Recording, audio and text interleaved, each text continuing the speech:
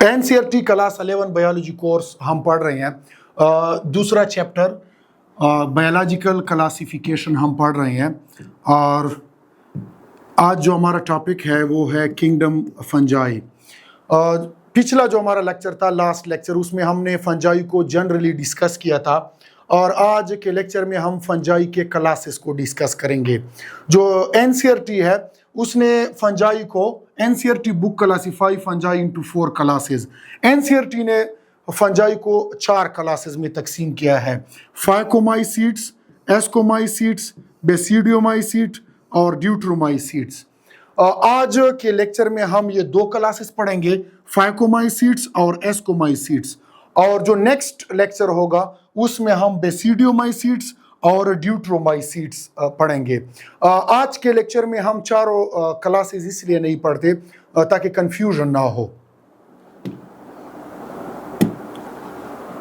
पहले हम देखते हैं क्लास को, फाइकोमाइसीट्स को।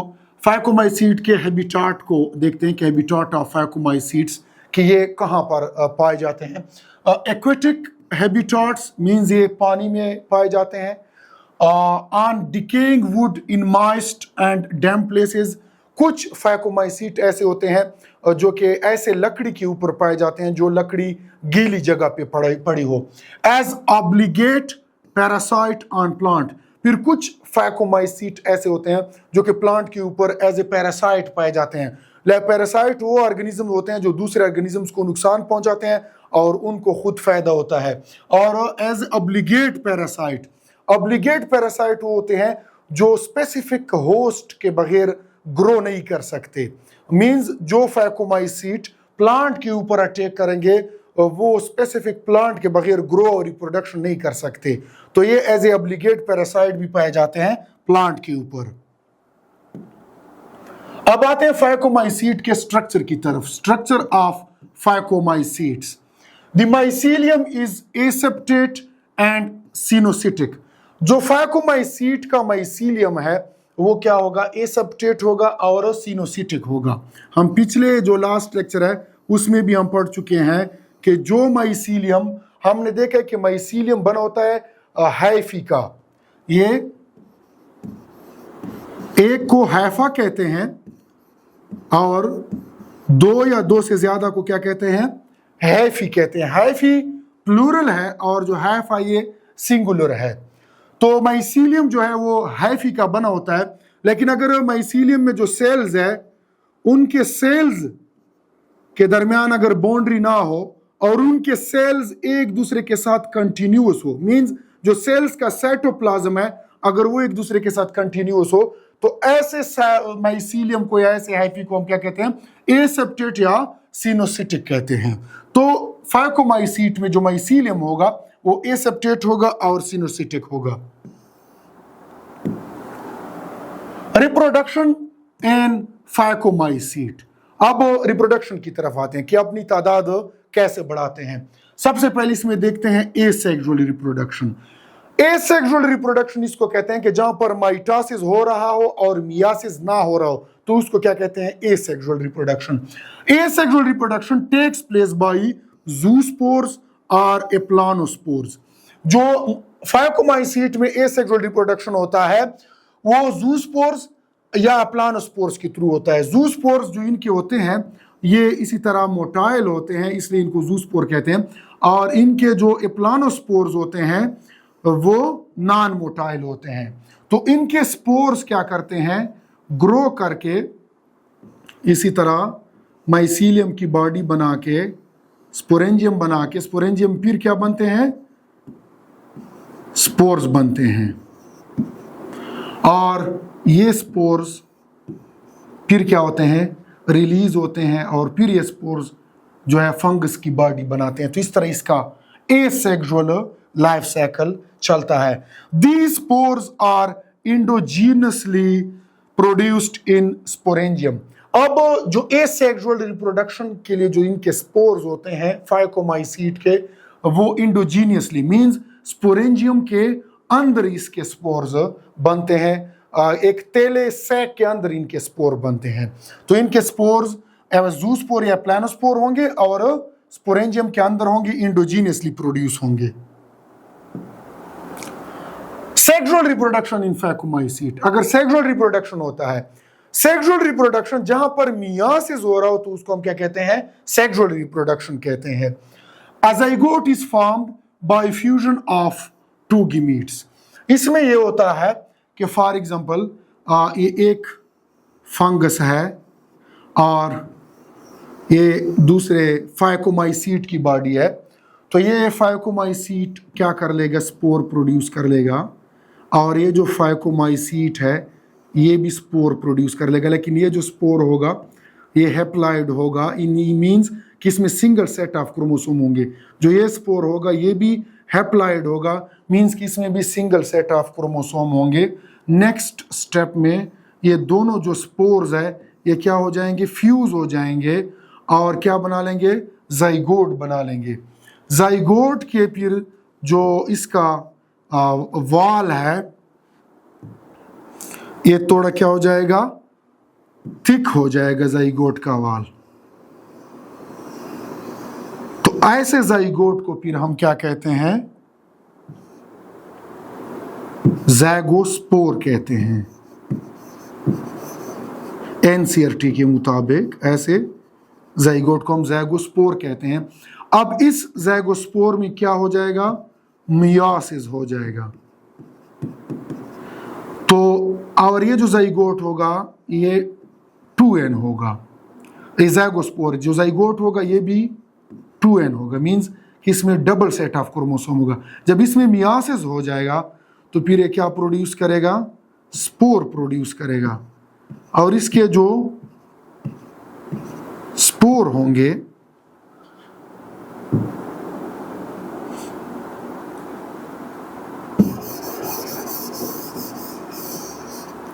इसके जो स्पोर बनेंगे ये हैप्लॉइड होंगे। ये स्पोर फिर दोबारा क्या बनाएगा, इसी तरह फाइकोमाइसीट की बॉडी बनाएगा। तो जो सेक्सुअल रिप्रोडक्शन है फाइकोमाइसीट में, इसमें इस तरह इसका लाइफ साइकिल बनेगा कि दो मुख्तलिफ वेराइटी के फाइकोमाइसीट होंगे एक स्पीशीज के। वो एक भी क्या बना लेगा, सिंगल सेट ऑफ क्रोमोसोम का, यानी हैप्लॉइड स्पोर बना लेगा। ये भी हैप्लॉइड स्पोर बना लेगा। दोनों स्पोर क्या हो जाएंगे, फ्यूज हो जाएंगे, ज़ाइगोट बना लेंगे। ज़ाइगोट 2n होगा। ज़ाइगोट का जो वाल होगा वो थिक हो जाएगा। फिर ऐसे उसको हम क्या कहेंगे, ज़ैगोस्पोर कहेंगे। ज़ैगोस्पोर में क्या हो जाएगा, मियासिस हो जाएगा। मियासिस के बाद जो स्पोर बनेंगे वो स्पोर क्या होंगे, हैप्लॉइड होंगे, मीन्स कि इनमें सिंगल सेट ऑफ क्रोमोसोम होगा। और जब ये स्पोर दोबारा ग्रो करेंगे तो फिर फाइकोमाइसीट की वो करेंगे। अब इनके जो स्पोर होंगे, गिमीट आर सिमिलर इन मॉर्फोलॉजी। इनके स्पोर या तो मॉर्फोलॉजी में सिमिलर होंगे, मींस इसी तरह सिमिलर होंगे। तो इस तरह अगर सिमिलर है मॉर्फोलॉजी में तो ऐसे गिमीट्स को हम क्या कहते हैं, एसोगेमस कहते हैं। या इसके जो गिमीट्स होंगे वो क्या होंगे, डिसिमिलर होंगे मॉर्फोलॉजी में, मींस एक बड़ा या एक छोटा होगा, इसके शक्ल और सूरत में डिफरेंस होगा। तो ऐसे गिमीट्स को हम क्या कहते हैं, एनएसोगेमस और ओगेमस। ठीक है। तो सेक्सुअल रिप्रोडक्शन फाइकोमाइसीट में इस तरह होगा। अब कुछ इसके एग्जांपल को देखें। Some common example are mucor. ये देख ले आप, ये जो ऑरेंज है माल्टा, इसके ऊपर इसने अटैक किया हुआ है, सफेद जो आपको नजर आ रहा है, इसने म्यूकर ने अटैक किया है। म्यूकर जो है एक ग्रुप का नाम है, इसमें फिर स्पीशीज है। इसी तरह दूसरे इसका एग्जांपल जो एनसीईआरटी बयान करता है वो कहता है कि ये राइजोपस भी फाइकोमाइसीट में आता है एनसीईआरटी के मुताबिक।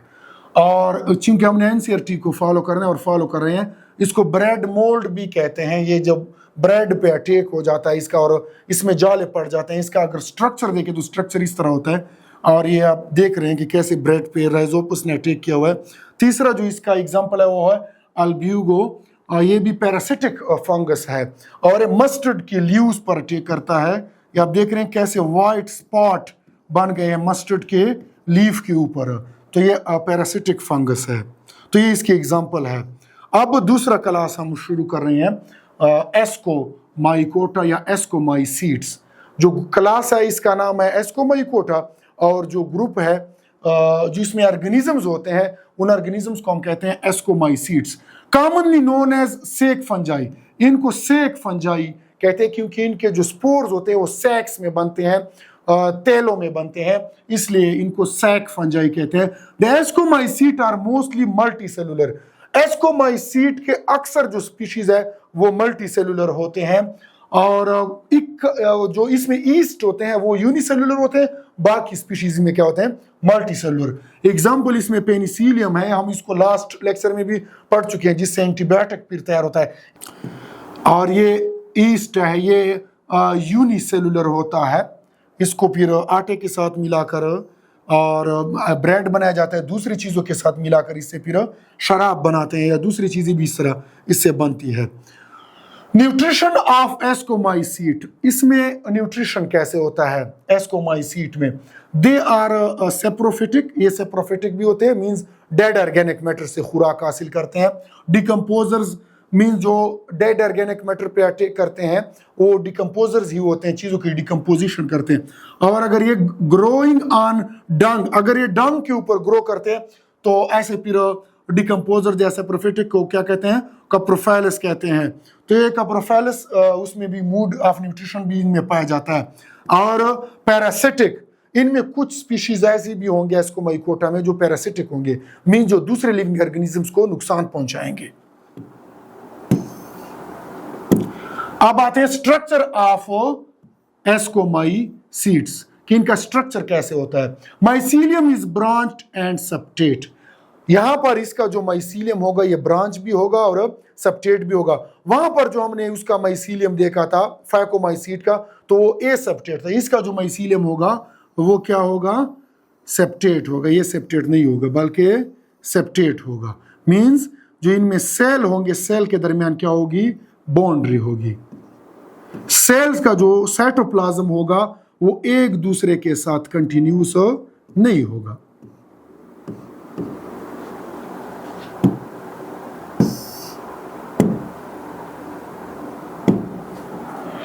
रिप्रोडक्शन इन एस्कोमाइकोटा, फिर इसके बाद हम देखते हैं इसमें रिप्रोडक्शन कि एस्कोमाइकोटा जो है अपनी तादाद कैसे बढ़ाते हैं। सबसे पहले इसमें एसेक्सुअल रिप्रोडक्शन को देखते हैं। The asexual spores are conidia produced exogenously on the special mycelium called conidiophores. Conidia on germination produce mycelium. अब यहाँ पर ये डायग्राम में आप देख लें तो ये जो सारा स्टेटमेंट है आप इसकी आपको समझ आ जाएगी। इनमें एसेक्सुअल रिप्रोडक्शन ऐसे होता है, जो ये फंगस है, या फंगस की यहाँ पर ये बॉडी है, ये पूरी फंगस की बॉडी है, और फंगस की बॉडी को पहले भी ये मैं बता चुका हूँ कि क्या कहते हैं, माइसीलियम कहते हैं फंगस की बॉडी को। और ये फंगस जो है इसके ऊपर एस्कोमाइकोटा में फंगस की बॉडी के ऊपर क्या बन जाते हैं, कोनिडियोफोर बन जाते हैं। और ये कोनिडियोफोर जो है इसके ऊपर क्या बन जाते हैं, इसी तरह स्पोर्स बन जाते हैं। लेकिन स्पोर्स जो है यहाँ पर इसमें नहीं होते, सैक के अंदर नहीं होते। तो एसेक्सुअल जो स्पोर बनेंगे एस्कोमाइकोटा में वो एक्सोजीनस होंगे, तैले से सैक से बाहर होंगी।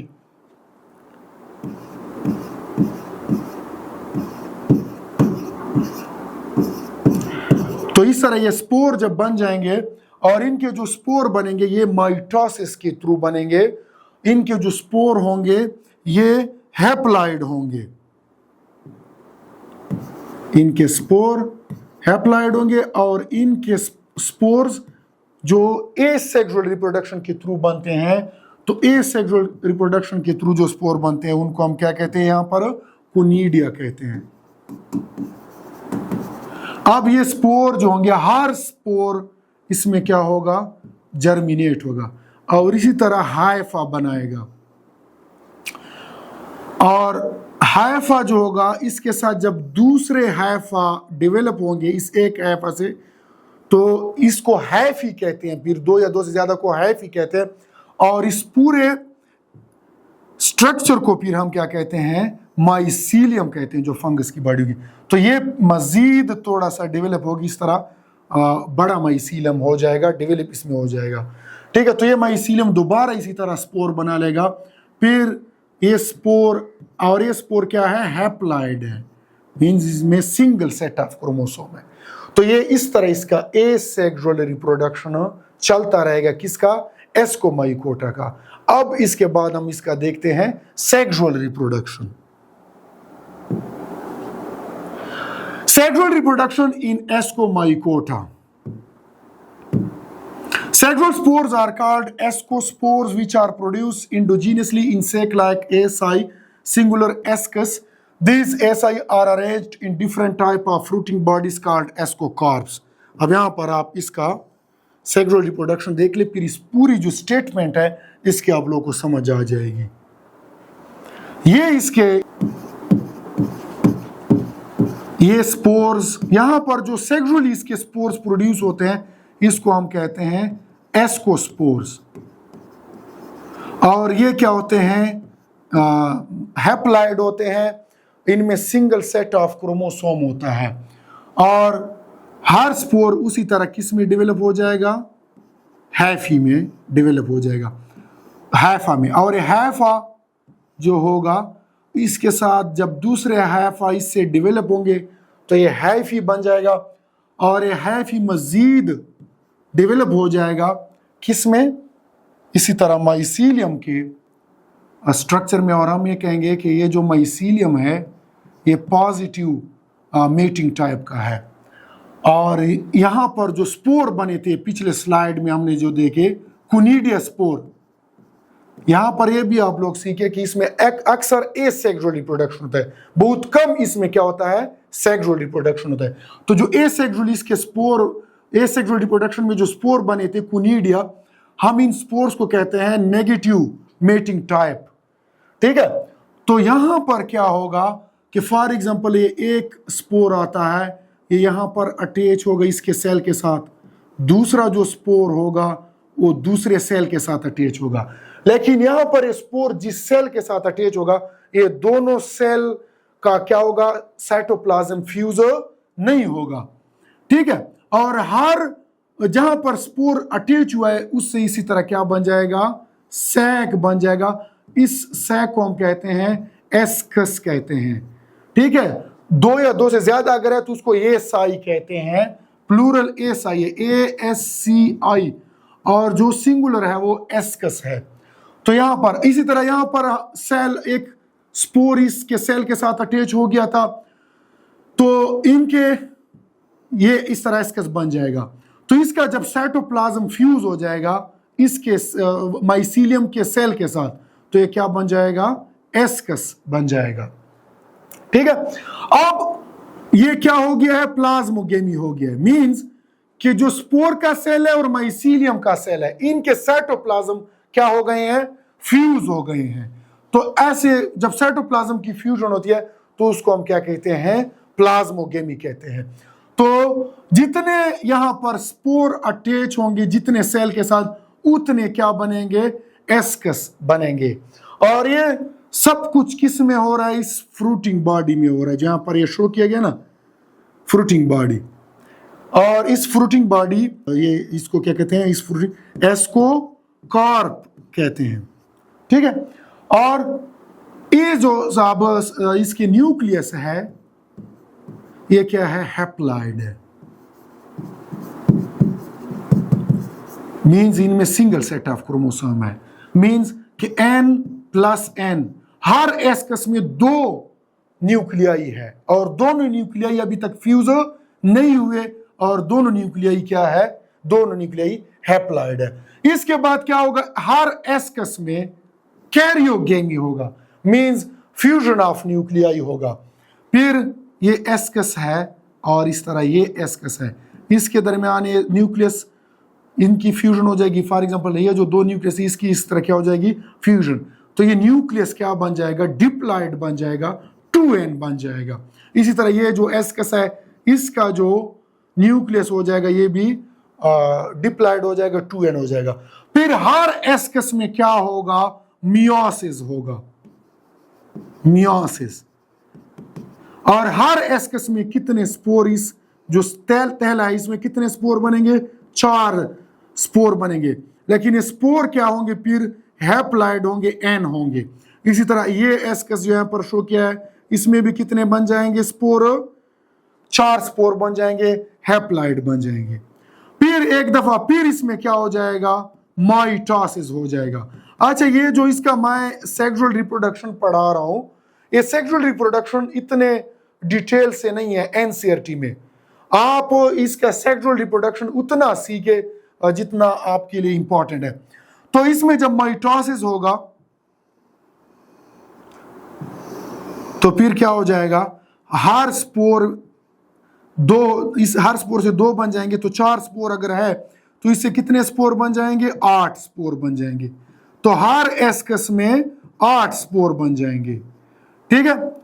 और ये सारा प्रोसेस जो यहां से ये हुआ है, ये सारा इस फ्रूटिंग बॉडी में हो रहा है।